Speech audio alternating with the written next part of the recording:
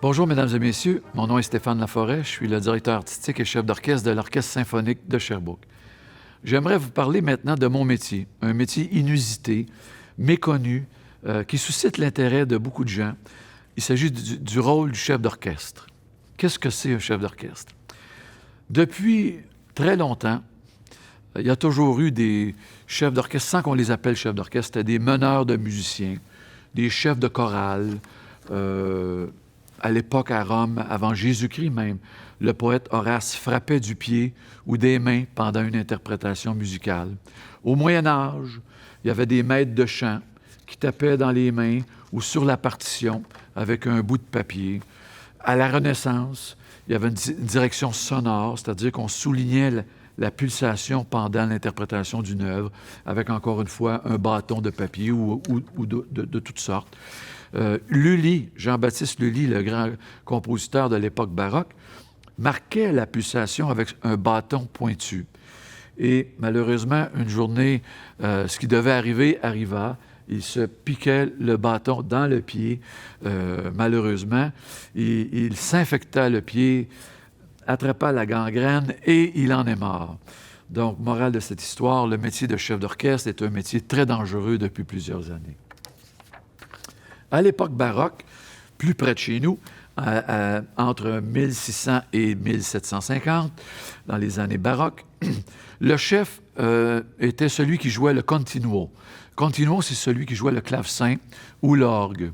Ça pouvait être aussi le violon solo, qui indiquait de sa place quelques signes ici et là. C'était souvent aussi le compositeur lui-même qui jouait soit le clavecin ou l'orgue ou le violon. À l'époque classique et romantique, bien là, c'est plus près de chez nous, c'est vraiment les chefs d'orchestre que nous voyons aujourd'hui. Donc, on parle ici des années 1750 à 1900. Le rôle du chef d'orchestre est devenu beaucoup plus important à cette époque à cause, premièrement, que le nombre de musiciens a beaucoup augmenté. Les orchestres de l'époque baroque, on pouvait dire que c'était entre 5 et 10 ou 12, 15 musiciens. Ça pouvait aller un petit peu plus grand selon les compositeurs. Mais avant l'époque baroque, c'était des tout petits groupes de musiciens. Donc, à partir de l'époque baroque, fin baroque, début classique et surtout romantique, les orchestres étaient remplis d'un grand nombre de musiciens. Donc, on avait besoin d'un chef ou d'un directeur pour unifier tout ça. Aussi pour, justement, donner une vision ou une interprétation artistique de l'œuvre, pour que tout le monde puisse faire la même interprétation. Donc, on suivait le chef pour savoir quelle note on devait appuyer plus qu'une autre, pour les nuances, etc. Donc, le rôle du chef d'orchestre est devenu très important, surtout à l'époque fin baroque, classique et romantique. La musique aussi est devenue beaucoup plus complexe à cette époque. Et les musiciens avaient besoin de quelqu'un pour coordonner, pour structurer l'interprétation des œuvres. Louis Sport, qui était un grand chef d'orchestre, inventa la baguette ou le bâton. Donc, j'ai apporté avec moi ici mon instrument. Pour ceux qui se demandent combien ça coûte, je dirais entre 10 et 20 $. C'est pas un Stradivarius. On trouve ça dans tous les magasins de musique, facile à trouver. Donc, c'est pas une qualité, c'est pas des instruments qui sont très dispendieux. Pourquoi on a ajouté la baguette? C'est tout simplement parce que, ayant beaucoup de musiciens devant nous, on voulait s'assurer que le dernier musicien au bout là-bas puisse voir les signes du chef. Donc, c'est le prolongement du bras du chef d'orchestre. Donc, les petits gestes comme ça, à l'aide de la baguette, sont vus et captés par des musiciens très loin. Tandis que comme ça, avec le poignet ou seulement que la main, le musicien ne pouvait pas voir le geste et surtout le comprendre.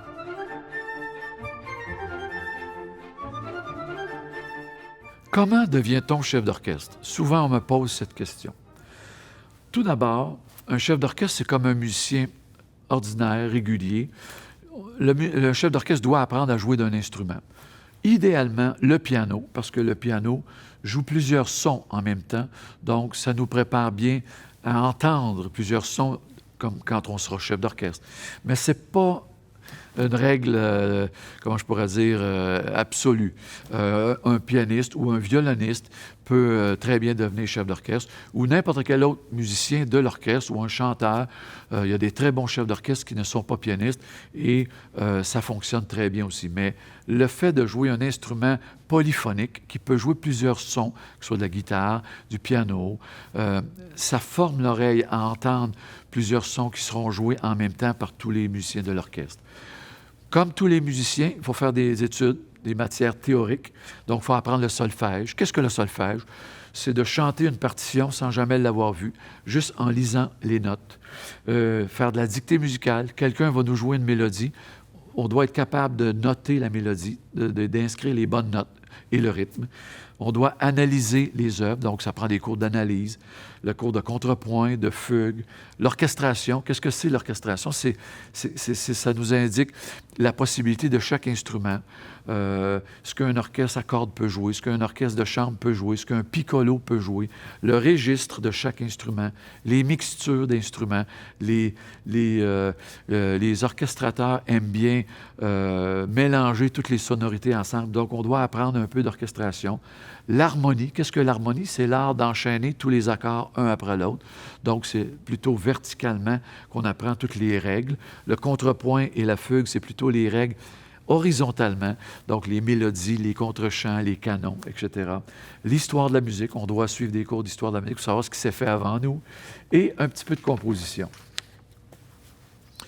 Le cours de direction comme tel, il y a le côté pratique et théorique. Donc, on a vu le côté théorique avec l'analyse de partitions, historique des œuvres, des discussions avec des chefs d'orchestre ou des maîtres qui nous informent de ce qui s'est fait avant nous, des traditions, des anecdotes.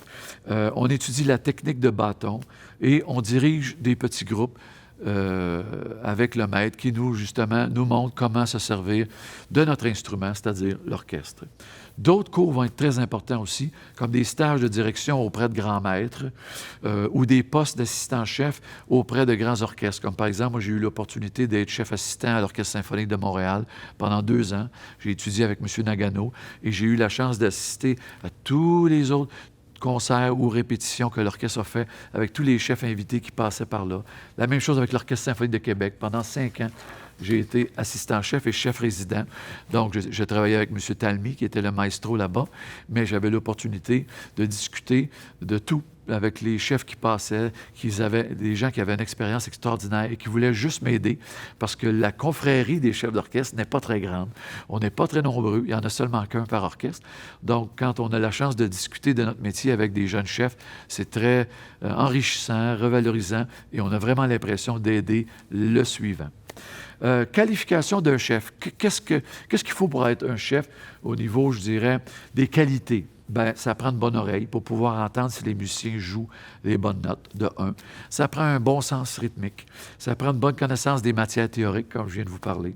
Ça prend un grand sens musical, parce qu'il faut inspirer les musiciens et il faut donner une interprétation à un groupe de 50, 60, 70 musiciens.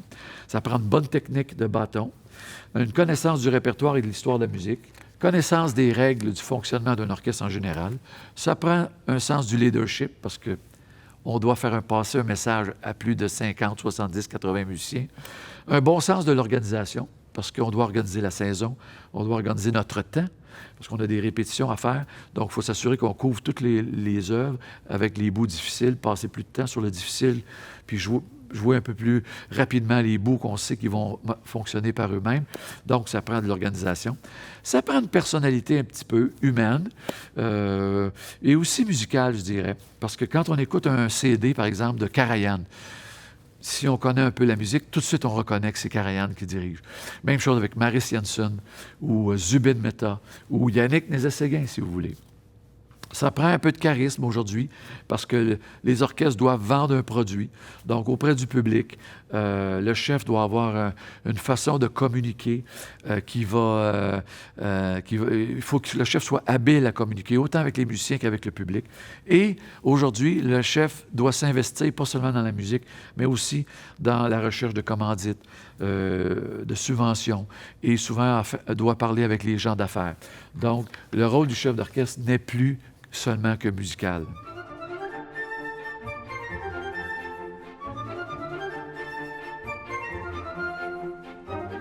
J'ai entendu ces questions-là à plusieurs reprises. À quoi ça sert un chef d'orchestre?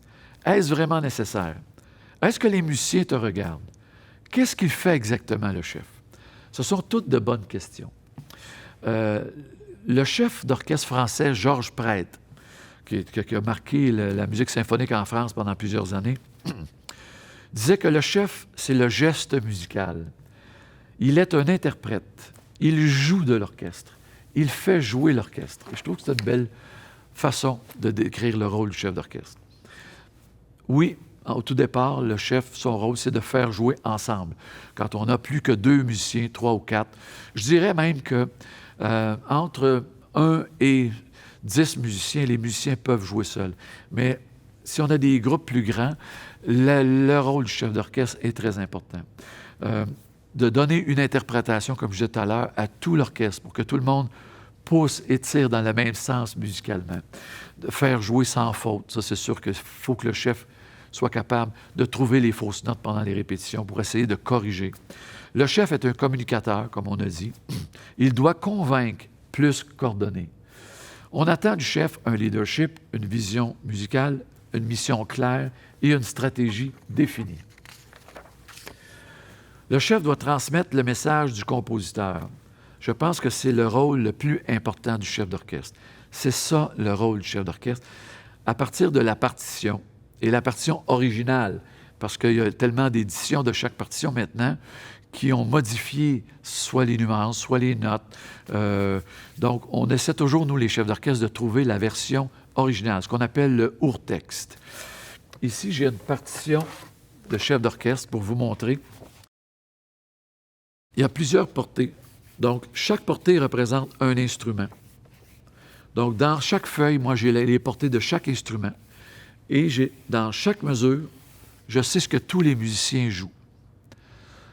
Donc, c'est très important d'avoir la partition originale pour justement référer au texte qui est le point culminant, je dirais, ou le plus important pour transmettre notre message comme il faut. C'est la plus grande contrainte comme chef d'orchestre, c'est-à-dire d'être sûr que ce qu'on demande à l'orchestre, c'est vraiment ce que le compositeur voulait. Dans la partition, le compositeur nous laisse les recommandations. C'est le script, en fait. C'est le plan. C'est le mode d'emploi.